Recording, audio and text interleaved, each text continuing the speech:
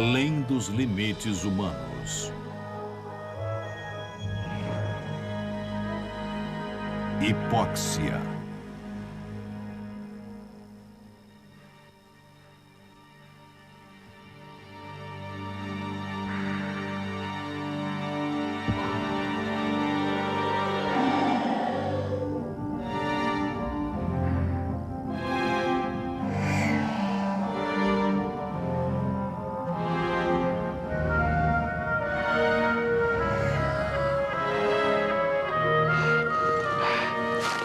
Em altitudes superiores a 8.000 metros, o ar é tão rarefeito que forma bolhas inacessíveis em volta dos cumes mais altos da Terra.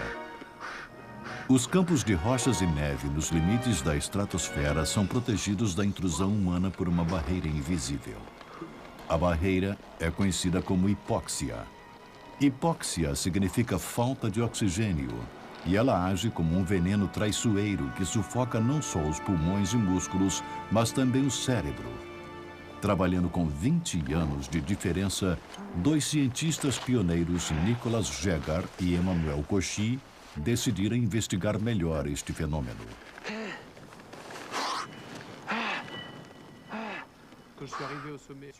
Quando cheguei ao pico sul do Everest, eu dava um passo e passava 1 minuto ou 2 tentando tomar fôlego. Como não conseguia o fôlego, decidi seguir em frente, já que a meta era chegar ao cume de qualquer forma. Mas eu jamais consegui recuperar o fôlego. Lá em cima, parece que você está respirando com um saco plástico na cabeça.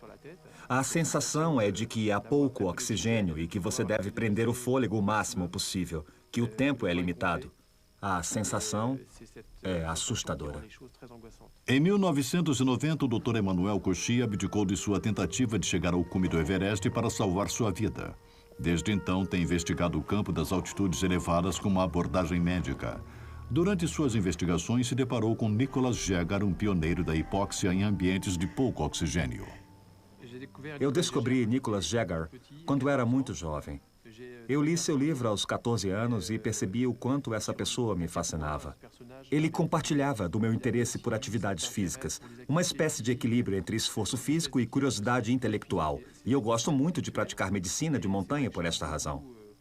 Eu também gosto do lado excêntrico e aventureiro disso. E a chance de fazer algo que nunca foi feito antes.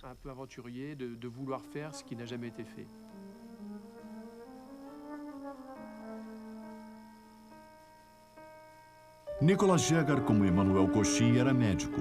Fascinado por hipóxia, ele se colocou à prova para solucionar seus enigmas.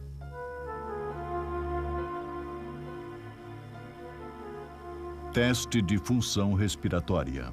Em 1979, ele escalou o topo dos Andes, no Peru. Ele viveu a 6.700 metros mais tempo do que qualquer pessoa na história, submetendo-se a exames médicos todos os dias, apesar do frio e do desconforto.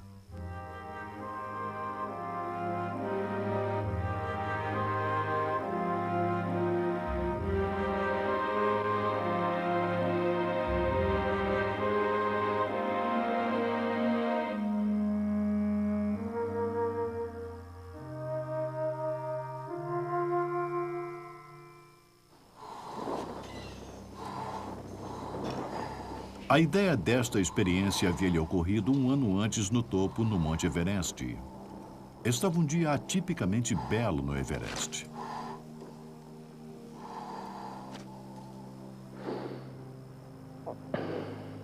Com o peso de seus tanques de oxigênio nas costas, 3 franceses chegaram ao topo do mundo, 25 anos após a façanha histórica de Hilary Tenzing.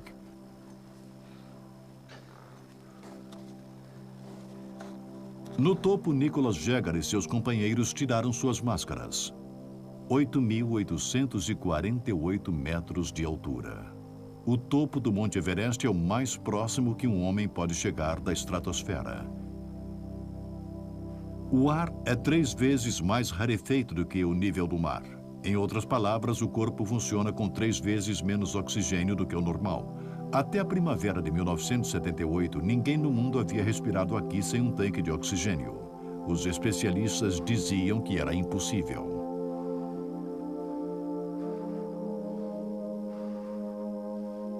Por 1h30, Nicholas Jäger tirou fotos e conversou com seus colegas, observando-os com um olhar clínico. Foi interessante do ponto de vista médico. Fico surpreso que alguém se sinta tão bem assim nessa altitude. Estávamos sem máscara. Quando nos mexemos, ficamos completamente sem ar. Mas nenhum de nós está com dor de cabeça. Estamos muito confortáveis. Temos sorte por estar num clima tão bom. Não está frio. O sol é quente. Tem uma brisa vindo do norte. Mas estamos 2 metros abaixo do sulco e mal dá para sentir.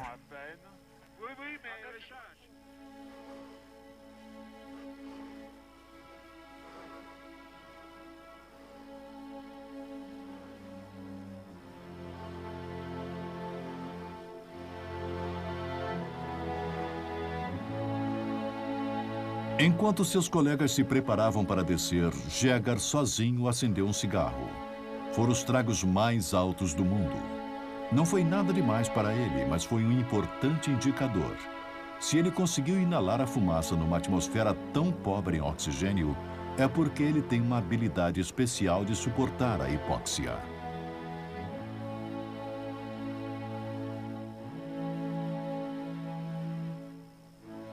Naquele dia, seus horizontes mudaram. Ele decidiu que ia voltar ao Everest. Não como a expedição francesa tão oposta ao seu estilo, não. Desta vez ele iria sozinho, sem tanques de oxigênio e pelo caminho mais difícil. A gigantesca face sul de Lhotse. Para enfrentar tamanho desafio, Jäger precisava preparar seu corpo para a falta de oxigênio e virar uma espécie de explorador da hipóxia. Ele passou os últimos 18 meses de sua vida trabalhando neste projeto.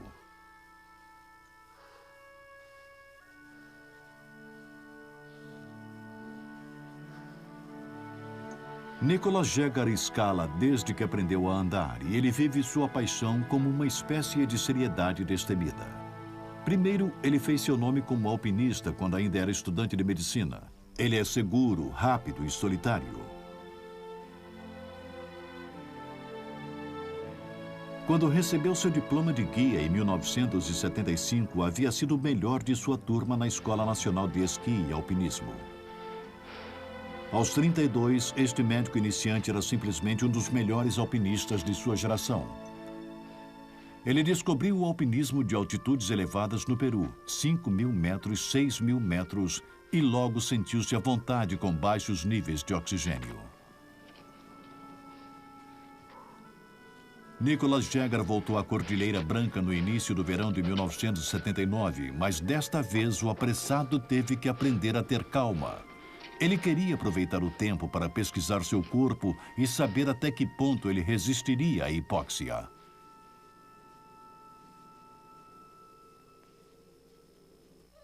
Sua meta era viver por vários meses no cume mais alto do Peru, o Huascarán, com vista para a cidade de Huaraz.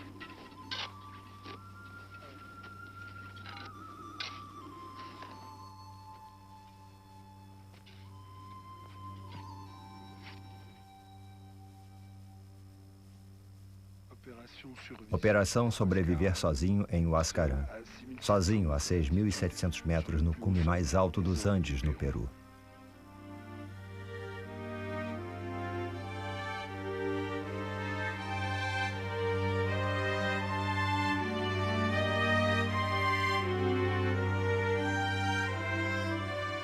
Sozinho por vários meses, Nicholas Jäger monta acampamento em local com pouco oxigênio, onde o ar tem apenas 43% dos níveis normais de oxigênio.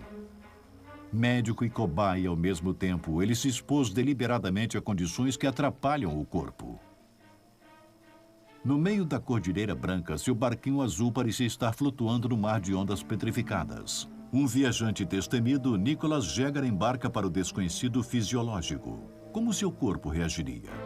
Tanto para o médico quanto para o alpinista, a resposta é repleta de incógnitas e surpresas. Mais do que qualquer coisa, a montanha é algo sensível. Ela tem uma ótima noção de si própria. Eu entendi com isso que quando você se submete a algo, uma aclimatação, você se sente mais forte e consegue prever problemas médicos.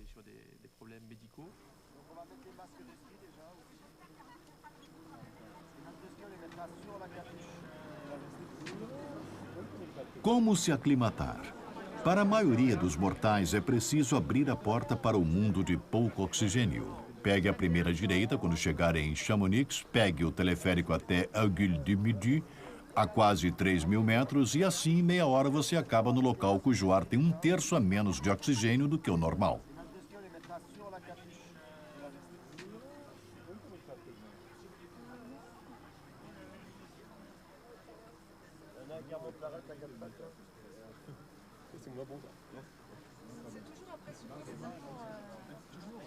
Francine e Virginie são enfermeiras que trabalham no hospital de Chamonix com o Dr. Cauchy. Todo dia, eles lidam com mal de montanha em seu trabalho e concordaram em escalar altitudes elevadas e descrever a experiência.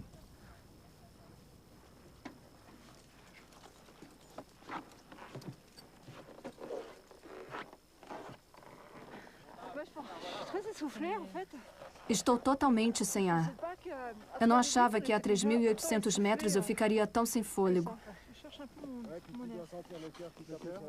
Estou com dificuldade para respirar. Minhas pernas estão fracas.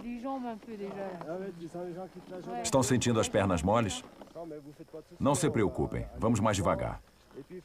Vocês precisam começar a pensar na respiração. É muito importante. Se ficarem sem ar, vou seguir o ritmo de vocês. Por isso estou aqui. Tentem um ritmo regular e curto, principalmente se sentirem que terão dor de cabeça. Saímos de 1.000 metros e chegamos rapidamente a 3.800. Vocês não se aclimataram ainda. Isso é normal.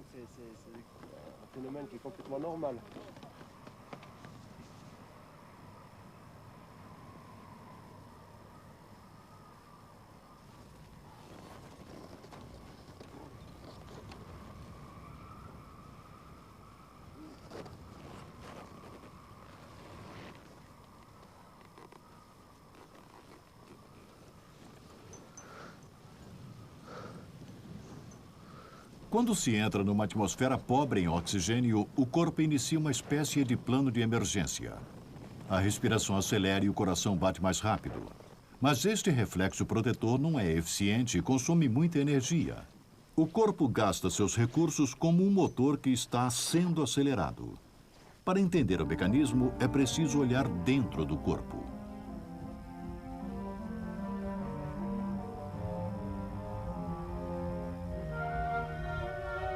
Oxigênio. O combustível do corpo desce até o interior dos brônquios. Ele atravessa as membranas dos alvéolos e entra no sangue.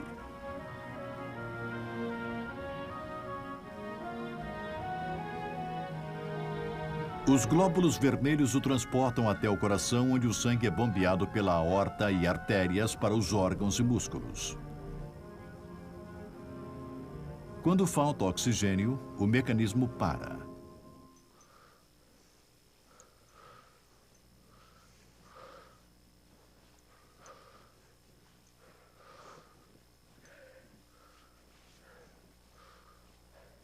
Altitudes elevadas produzem um choque no corpo. A primeira noite costuma vir acompanhada de sintomas desagradáveis, enxaqueca, náusea, perda de apetite, insônia e vômitos.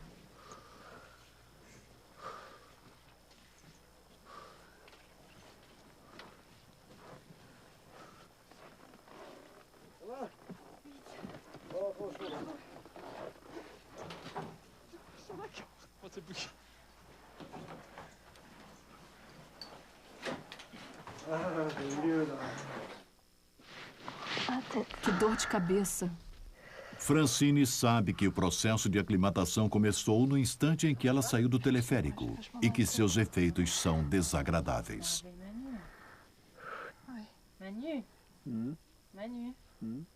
Manu, Francine não se sente bem? Que horas são? 2 horas? Podemos colocá-la na câmara hiperbárica um pouco. Isso vai ajudar.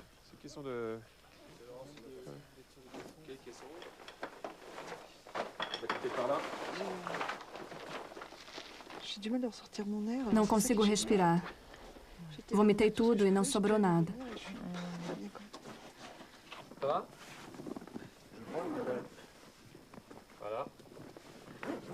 Ça va bien, voilà. Là, t'as l'air, de toute façon, t'as suivi. Tu m'entends, là? Ça va? Ça va. Voilà, le principe. Quand on pompe, faut pas aller vite. Tem que encher devagar, senão você passa mal. Tu peux déjà commencer à les mettre ici. C'est une zone de sécurité, mais...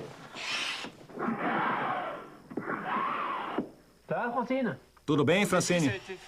Originalmente, isso era feito para tratar edema pulmonar. Usávamos apenas em casos de emergência. Pouco a pouco, percebemos que também podíamos usar para tratar o mal de montanha, quando as pessoas têm dificuldade na aclimatação.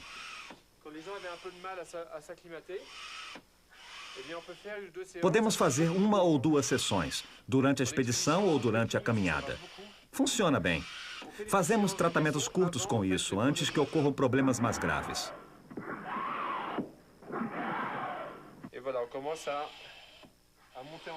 Começamos elevando a pressão. Em outras palavras, é como descer a montanha bem rápido. Isto é uma tabela de conversão. Estamos a cerca de 3.500 metros e quando a câmara é inflada, equivale a 1.200 metros. É como descer de Chamonix pelo teleférico. Depois, 5 bombeadas a cada minuto para repor o oxigênio. Senão você fica azul. E amanhã não vai almoçar com a gente.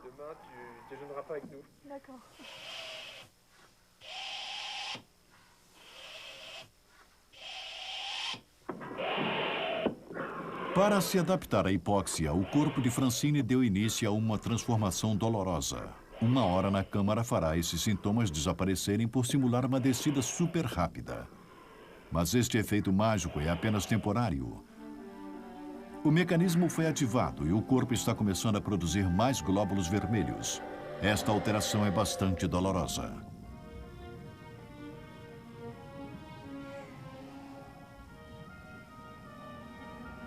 Dentro dos alvéolos, o sangue logo será capaz de absorver muito mais oxigênio. Após 2 semanas, o corpo encontrará um novo equilíbrio. Nossos órgãos vitais respirarão melhor.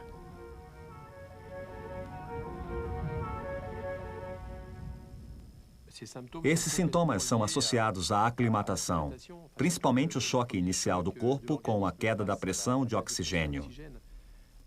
O corpo responde violentamente a princípio, com reações simples e primitivas. Hiperventilação, aumento da frequência cardíaca, e isso resulta numa série de repercussões, modificações e, portanto, problemas. A frágil estrutura da aclimatação pode ruir até para os alpinistas mais experientes. Este Sherpa, sendo transportado quase inconsciente por seus companheiros, é uma vítima de hipóxia. Ele está sofrendo de um edema cerebral e não sobreviverá outro dia nesta altitude.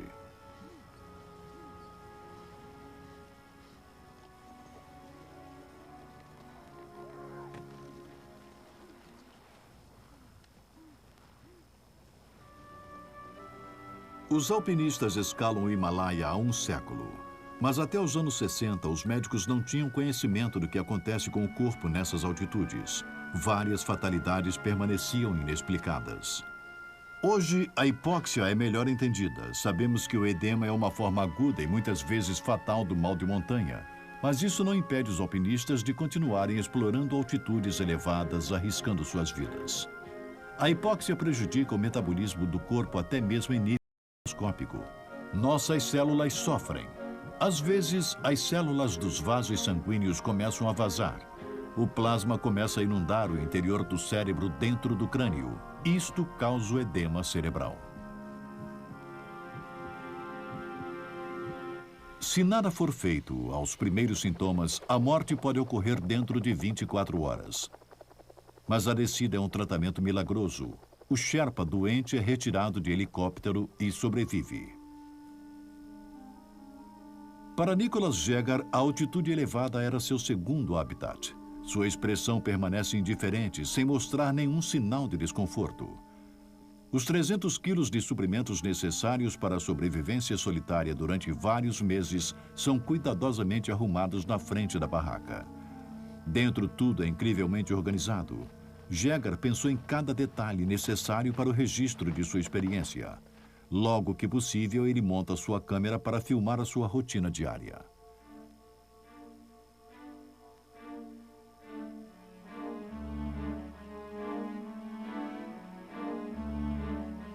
O médico cobaia está se adaptando bem. Uma vez por semana, apesar do frio, ele se despe para um eletrocardiograma. Todo dia ele realiza testes com sua respiração e registra vários detalhes no caderno para sua tese de medicina. Seu peso, alimento, observações sobre o sono e determinação. Ele trouxe alguns remédios, mas jurou não tomar nenhum a menos que fosse uma emergência. E ele mantém a sua palavra.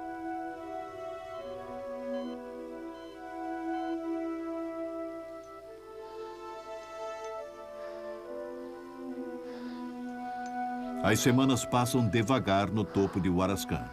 Nicholas Jagger está tão bem aclimatado que sua experiência de sobrevivência poderia até se transformar no acampamento numa praia de areias brancas.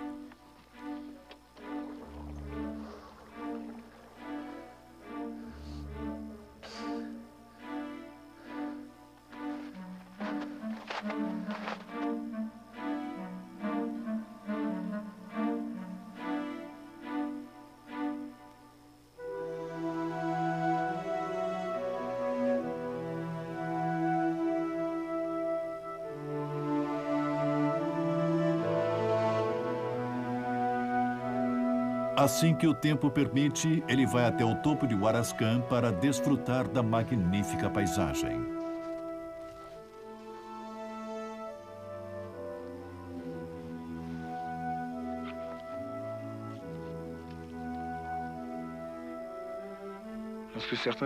Algumas pessoas se surpreendem ao me ver fumar como médico e como alpinista. Eu simplesmente digo, ninguém é perfeito. Sua aclimatação já está completa. O fato de ele não deixar de fumar é meramente um sinal de que tudo voltou ao normal. Seu check-up médico confirma isso.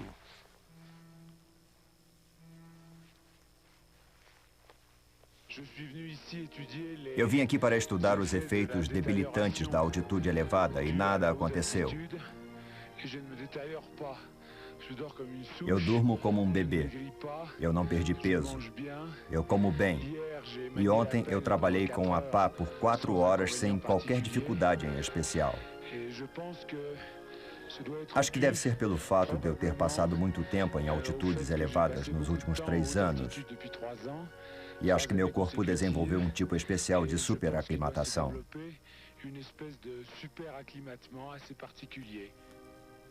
O Dr. Jagger acredita ter vencido a hipóxia, mas sua experiência tem um ponto fraco. Ele é o único objeto de seu estudo e não pode observar a si mesmo objetivamente. Aqueles que seguirem seus passos ficarão gratos em corrigir esta falha.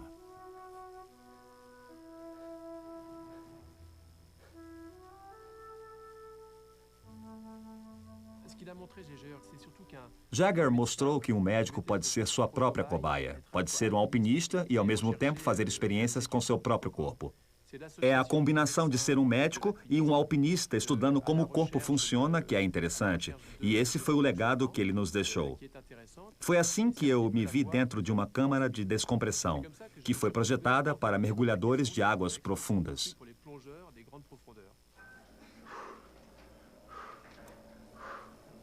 Em 1997, após várias experiências em altitudes elevadas, médicos que seguiram os passos de Nicholas Jagger desenvolveram um experimento para estudar a hipóxia em laboratório. Eles passaram 5 semanas em câmaras de descompressão para obter uma aclimatação gradual e progressiva à altitude virtual do Everest e permaneceram ali por uma semana seguida, apertados como sardinha em lata, sob o olhar atento do professor Jean-Paul Richelet. Como Jagger no Peru, o próprio Emmanuel Cauchy opera a câmera para registrar o experimento. Ele filma a si mesmo diariamente, mostrando seu rosto às vezes inchado pelo edema cutâneo. Hoje, a 6.000 metros, está difícil continuar gradativamente. Já sentimos os sinais de problemas, algumas marcas de irritação. que eu acredito que devem piorar. Mas acho normal e é preciso lidar com isso. O primeiro dia é sempre difícil por causa da aclimatação, mas isso vai melhorando a cada dia. Eu tô todo formigando, eu não me sinto bem, eu tô sem energia. Sua cabeça dói? É, eu tô com dor de cabeça, sim. É como as enxaquecas oftalmológicas que você tem? Em termos de dor, sim. Tá doendo atrás dos olhos, mas tudo bem. É uma sensação interessante. Eu tomei algumas pílulas que acabei de vomitar, então eu continuo com dor de cabeça, mas tudo bem.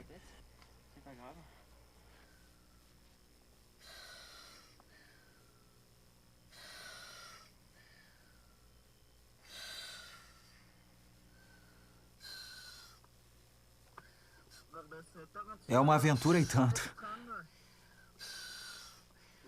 Isso, respire. Nem sempre é fácil.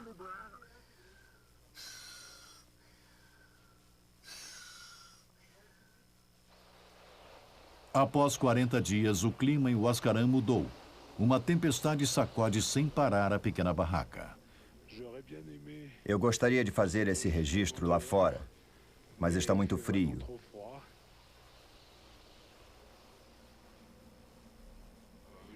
Eu perdi cerca de 2 quilos desde o início da experiência, o que é normal.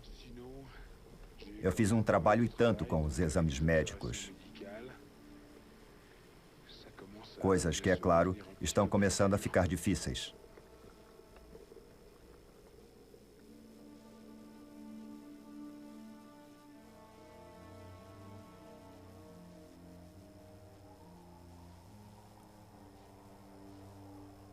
Na frente da câmera, a cobaia parece bem, mas em seu caderno verde, ele começa a perceber alguns sinais de problemas. Acordei com dor à noite, um surto de falta de ar, breve, porém doloroso. A sensação de um tubo entupido impedindo que eu enchesse os meus pulmões. Fiquei um pouco ansioso antes de dormir ontem. Fiquei com medo de acontecer de novo a falta de ar da noite anterior. Estou visivelmente mais cansado, apesar da relativa diminuição de atividade. Pela segunda vez, observei uma queda na pressão sanguínea, que deve ser por conta da fadiga.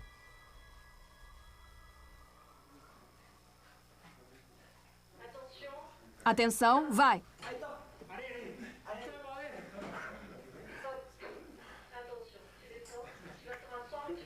Dentro da câmara de descompressão, as 8 cobaias superaram a altitude de Huascarán. Observe esta imagem com atenção. Não está frio, não tem vento, estamos no topo de uma montanha virtual. O desconforto que vemos em seus rostos se deve unicamente à hipóxia.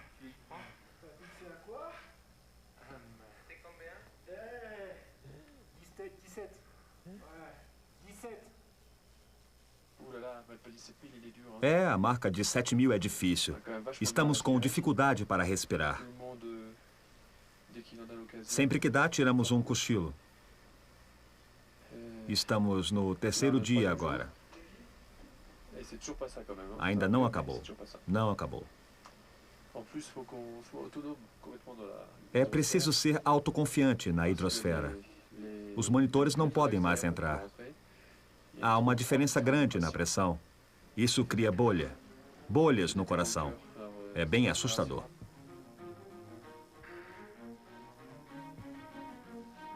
A hipóxia desregula o corpo. É como se cada célula sufocasse e não pudesse mais desempenhar suas funções. Os vasos sanguíneos que revestem os alvéolos começam a vazar. Esse é o edema pulmonar. Os pulmões se enchem de líquido e você começa a se afogar internamente em menos de 24 horas.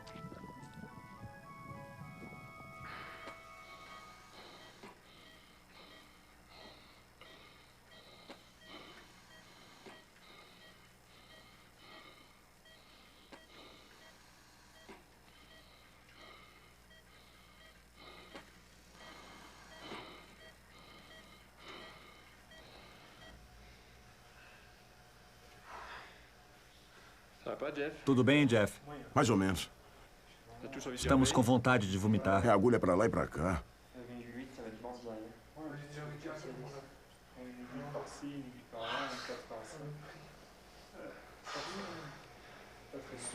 Prélèvement à 8000 mètres, c'est l'apocalypse. Uma amostra a 8.000 metros é morte súbita. Hoje é uma síncope neurocardiogênica atrás da outra.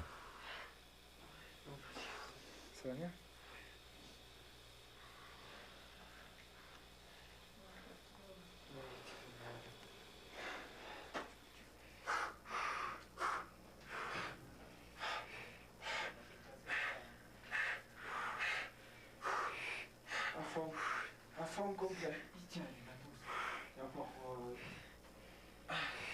À fond complet. É totalmente preciso outro pulmão. É como estar em outro planeta. Minha cabeça está dormente. Sensações muito estranhas, bizarras.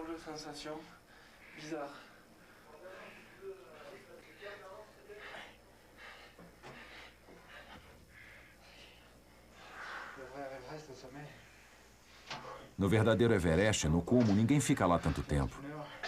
Você fica 1 hora no máximo e tem que começar a descer.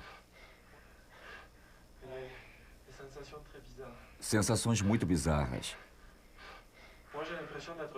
Parece que injetaram oxigênio na minha cabeça. Está quase fervendo.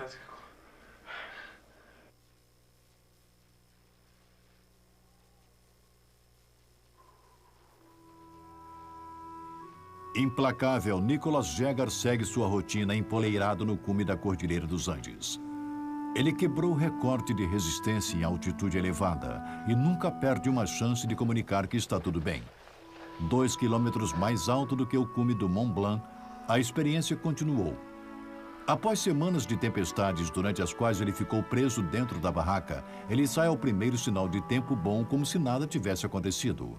A pilha de seu rádio acabou, não há mais nada para ler. Restou somente a monotonia da rotina diária, neve derretida, anotações e cigarro.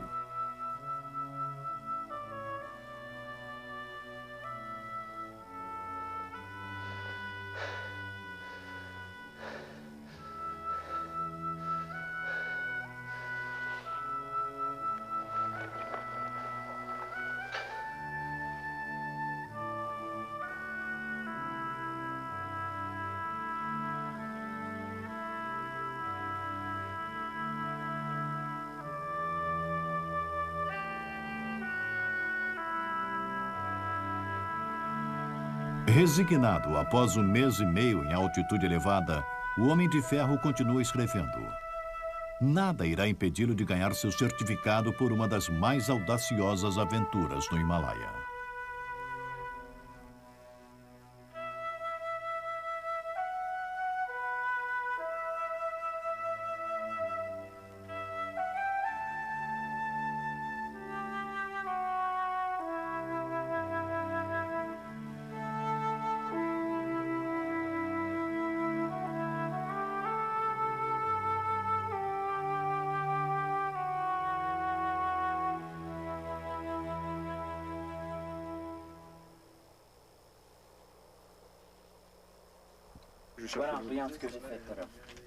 Olha o que eu fiz. Eu estava tão fora de mim.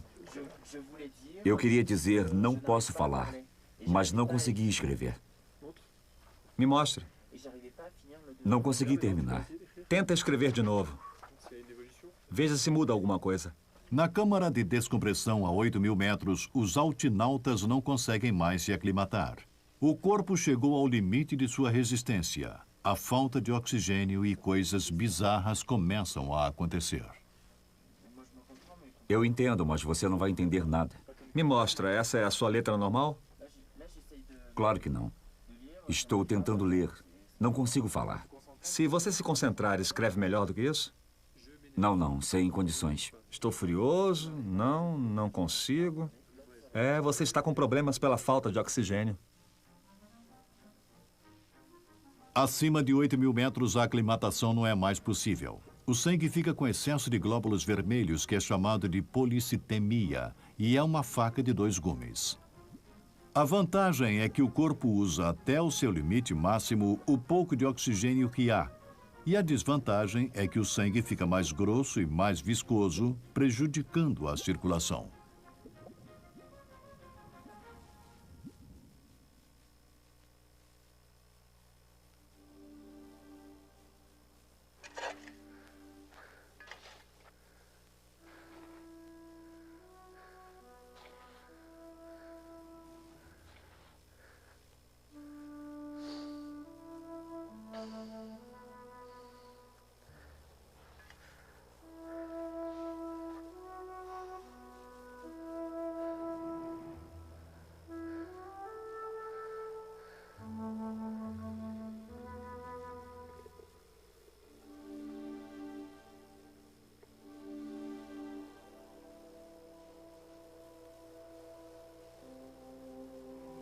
No cume de Huarascan, o Dr. Jäger está sofrendo sobretudo de tédio. Em 15 de agosto, ele pensou nos turistas franceses presos nos engarrafamentos. Ele não fala com ninguém há 1 mês e meio. Sua esposa e 2 filhas estão se preparando para voltar à escola a 10.000 quilômetros de distância. Ele alega estar feliz, mas sempre que a noite chega, ele fica apreensivo.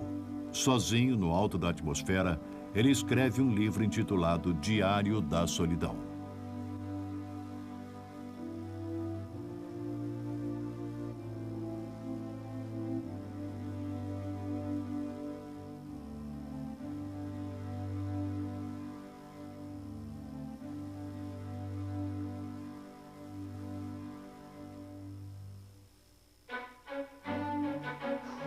Entre uma tempestade e outra, Jäger se obriga a fazer exercícios.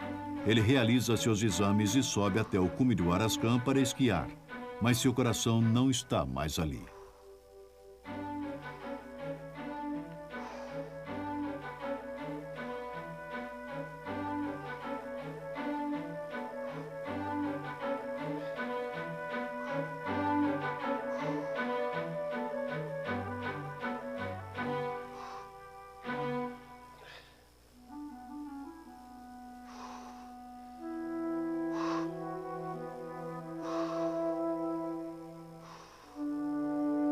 55 dias se passaram. 2 meses, 2 metros de neve.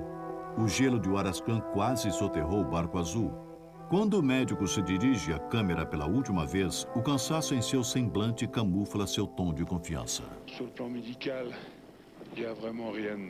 Clinicamente falando, não há nada de novo. Meu estado é absolutamente estável. Meu peso não mudou. Eu durmo bem. E por isso acho que não seja tão interessante prolongar esta estadia, já que todas as evidências indicam que, fisicamente, eu poderia continuar aqui por muito tempo.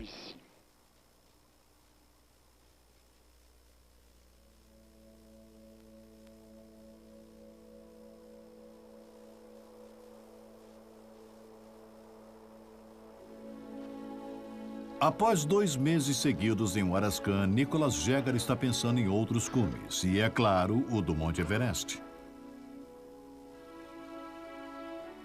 Em maio de 1978, 5 meses antes de sua subida, Reinhold Messner e Peter Hebler foram os primeiros homens a alcançar o topo do mundo sem tanques de oxigênio.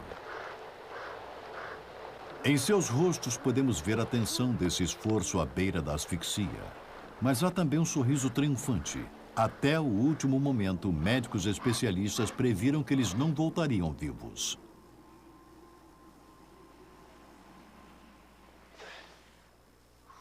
Nicholas Jäger também sonha com um triunfo parecido que ultrapasse os limites do possível.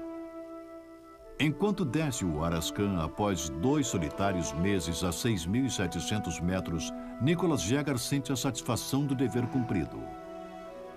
Ele sente que seu corpo resistiu à provação e que ele alcançou um estado de superaclimatação. Porém, ele esquece de um detalhe: seus músculos enfraqueceram. Antes do fim da descida, ele desmaia, vítima de uma forma extrema de fadiga que ele não consegue explicar. O incidente é ainda mais problemático por ter sido esquecido quando ele escreveu sua tese. Entretanto, sua perda de memória e lucidez é precisamente um efeito da hipóxia. Enfraquecido pelos 2 meses sem oxigênio suficiente, o médico pioneiro já não consegue mais ver a armadilha que o aguarda.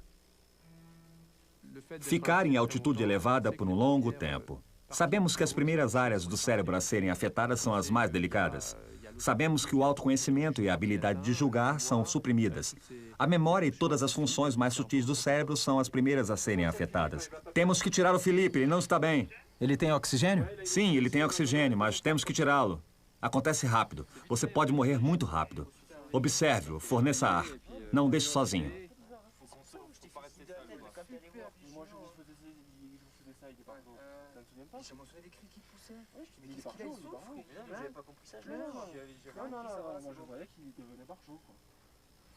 Você vai ficar bem? Qual é o meu nome?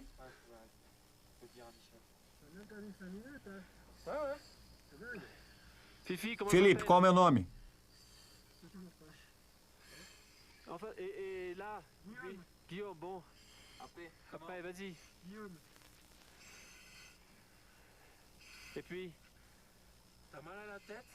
Está com dor de cabeça? Não, mas eu não sei mais o seu nome. Entendeu agora por que algumas pessoas morrem?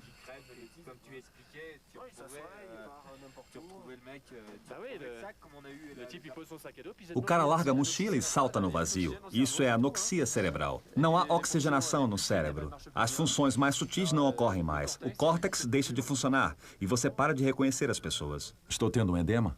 Não, isso não é edema cerebral, é anoxia. Seu cérebro não tem oxigênio suficiente. Já imaginou se acontecesse isso com você no topo do Everest e você tivesse que descer a pé? Iria morrer. O que ia fazer? Você não sabe. Andar de um lado para o outro e se tivesse vontade de se atirar de lá?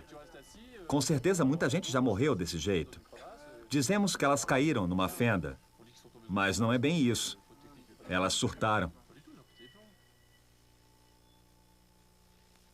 Surtaram. A 8.000 metros, o cérebro enfraquecido pode desistir de nós sem avisar. Essa é a armadilha mais perigosa criada pela hipóxia. Os altinautas entendem bem disso e estão colhendo os frutos de 20 anos de pesquisas e 5 semanas de experiência intensiva numa câmara de descompressão. Mas Nicholas Jäger não poderia prever a armadilha. Alguns meses após voltar de Huarascan, ele estava no sopé de Lhotse, sentindo-se muito seguro. Sua grande ambição tinha prioridade. Ele queria escalar a imensa face sul e continuar até o Everest. Em Kipling, quando Kim viu o Himalaia pela primeira vez, ele disse: "Isso não é um mundo para os homens. Não é um mundo para os homens." Em Katmandu, Nicholas Jäger conversa com Bill Rosser, um cinegrafista americano que veio filmar leopardos das neves. Fascinado pelo doutor alpinista, Rosser o encontra na véspera de sua jornada ao cume e filmou esta extraordinária entrevista. Jäger responde em inglês sem se esquivar das perguntas importantes. Parece ansioso, calmo e muito ciente dos riscos e seguro de ter vencido a hipóxia. Depois de 10 anos escalando os Alpes, principalmente os Alpes e os Andes, eu quero ir mais alto, mais longe e ter mais dificuldade. Estou tentando usar o que tenho aprendido.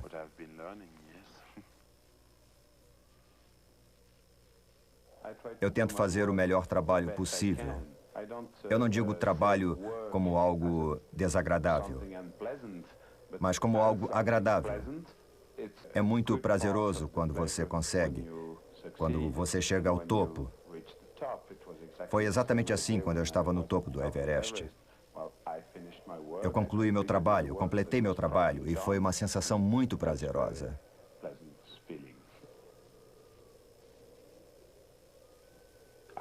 Eu passei 5 meses em Paris. Eu estava muito feliz em estar com minha família, encontrar amigos, beber vinho, porque eu sou de Burgundy e gosto de vinho. Mas depois de 5 meses, eu preciso de alguma coisa a mais. Seu pai o levava a Fontainebleau todo sábado para escalar. Ele já estava em seu ambiente em Fontainebleau. Ele era incansável e destemido. Ele foi uma criança solitária. Ele tinha poucos amigos e adorava a solidão. Nicholas passava as férias na casa da família. E lá, com seu avô, ele lia Tintim. E vale dizer que o avô tinha tanto interesse quanto o neto. E ambos sabiam trechos e capítulos inteiros de cor. E como seu avô era também aventureiro, ele construiu um dos primeiros aviões e possuía uma das primeiras fábricas de aviões de madeira. Eles naturalmente se davam muito bem e conversavam como 2 aventureiros, sendo um deles um futuro aventureiro, é claro. Ele adorava quando ficava doente, porque o deixávamos sozinho e ele podia viajar para qualquer país, sair em qualquer expedição imaginária que quisesse.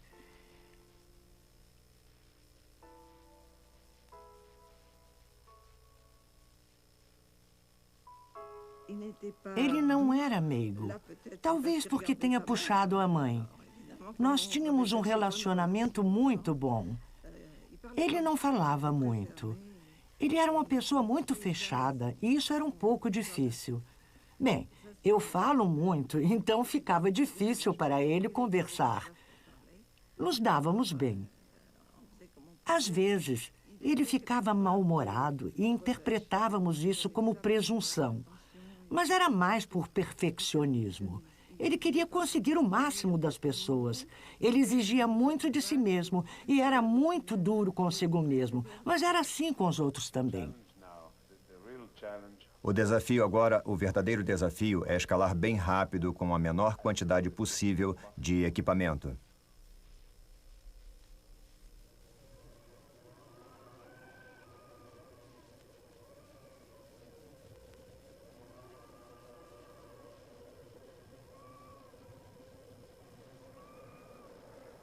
Eu tenho que voltar em 10 dias. Afinal, posso sobreviver por vários dias, mas não além disso. Eu tenho que voltar. Eu não posso ultrapassar 2 semanas. De alguma forma, será possível para você receber assistência de fora?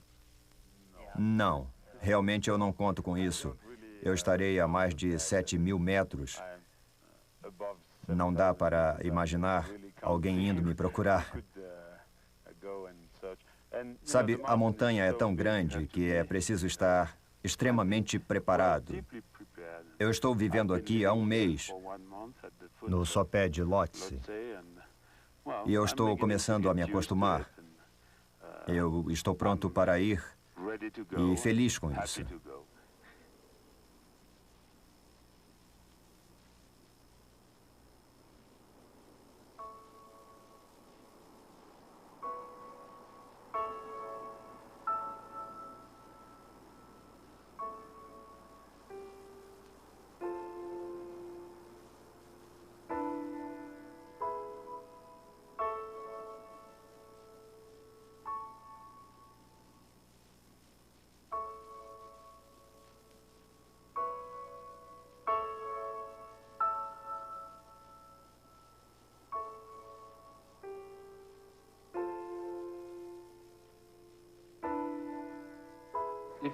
Quando se está bem preparado, a pessoa não sente medo.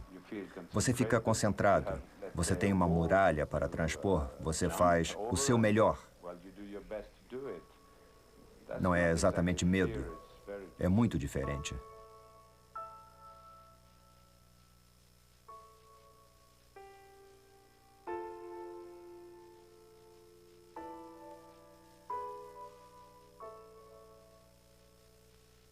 Fim da tarde do 2º dia de escalada. Nicholas Jäger monta acampamento. Milhares de metros abaixo, Bill Rosser, através de seu telescópio, o observa enquanto ele cava um buraco na neve e se instala para a longa noite.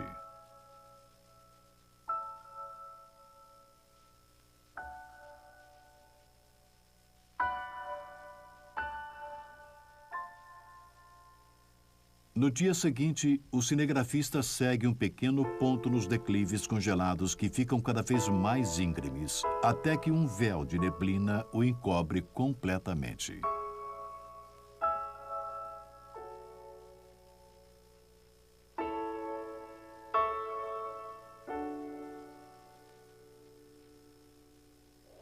Quando se passa muitos anos nas montanhas, você acaba esquecendo completamente como é perigoso.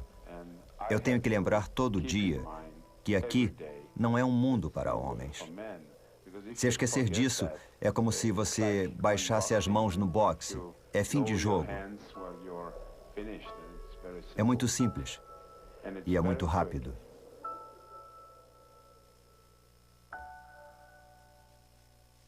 Nicholas Jäger foi declarado oficialmente desaparecido em 23 de maio de 1980. Jamais saberemos se foi a hipóxia que matou o pioneiro.